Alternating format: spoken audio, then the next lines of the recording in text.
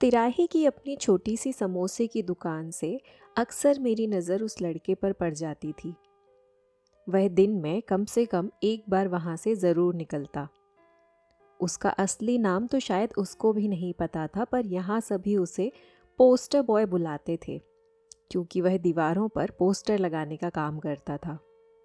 कभी किसी झोला छाप डॉक्टर का पोस्टर, तो कभी किसी नेता के जन्मदिन की बधाई का, कभी किसी कोचिंग क्लास का, तो कभी किसी लापता शख्स का।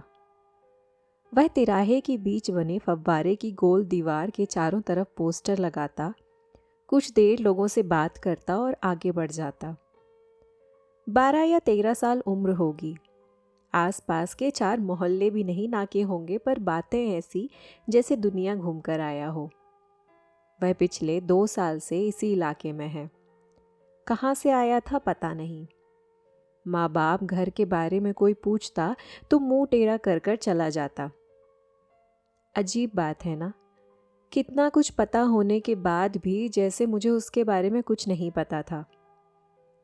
यह इंसानी फितरत ही तो है कि सब कुछ सामने होकर भी असलियत न जाने कितने पर्दों के पीछे छुपी होती है हमारी। उस दिन भी वह कुछ पोस्टर चिपका रहा था। मई की तेज़ गर्मी वाली सुबह में मैं जब दुकान पहुंची तो उस पर नज़र पड़ी। भूरी हाफ पैंट और मटमैली कमीज जो उसने पिछले 2 दिन से पहन रखी थी, उसे देखकर मुझे तरस आ गया। मन करा उसे अंदर बुलाकर कुछ खिला पिला दूं, पर कुछ कहती उससे पहले 3 लड़के उसके पास आकर कुछ बात करने लगे।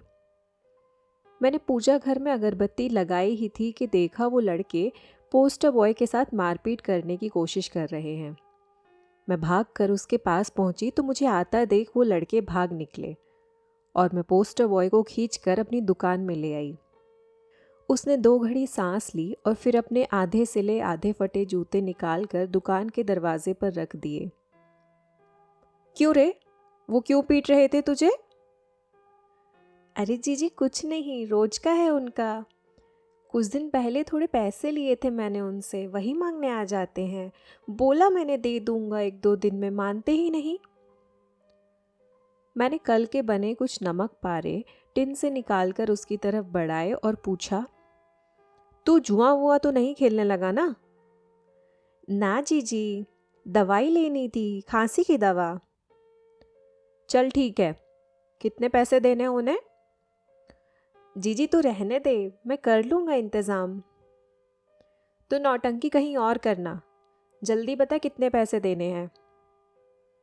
मैंने अपना पैसों का छोटा सा प्लास्टिक का डब्बा खोलते हुए पूछा। जीजी 200 रुपये जीजी, मैं वादा करता हूँ तुझे लौटा दूंगा। उसने कुछ नमक पारे और रुपए हाथ में लिया और अपने फटे जूतों में पैर घुसाकर वापस चौक की तरफ चल दिया। पैसे वापस लेने की मेरी कोई मंशा ना थी। उसकी परिस्थिति पता थी मुझे। हम सभी लगभग एक ही नाव में सवार थे।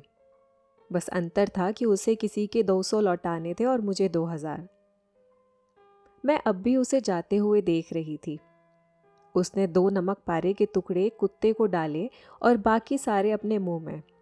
अपनी गंदी पैंट से हाथ झड़ाए और पोस्टर्स का झोला चौक से उठाकर चला गया। मन में सवाल तो आया कि पता नहीं पैसों का क्या करेगा, पर फिर सोचा अगर कर्जा नहीं भी उतारा तो कम से कम एक वक्त का खाना अच्छे से खा लेगा। सारा दिन समोसे बनाने और ग्राहकों को देने में निकल गया। रात में जब दुकान की सफाई कर रही थी तो देखा एक कुर्सी के नीचे बच्चों की एक जोड़ी चप्पल पड़ी थी। शायद किसी से छूट गई होगी। चप्पलों की हालत ज़्यादा अच्छी तो ना थी, पर बुरी भी नहीं थी। निकल कर देखा तो सड़क पर सन्नाटा पसरा था। आसपास सभी अपनी दुकानों पर ताला डाल रहे थे।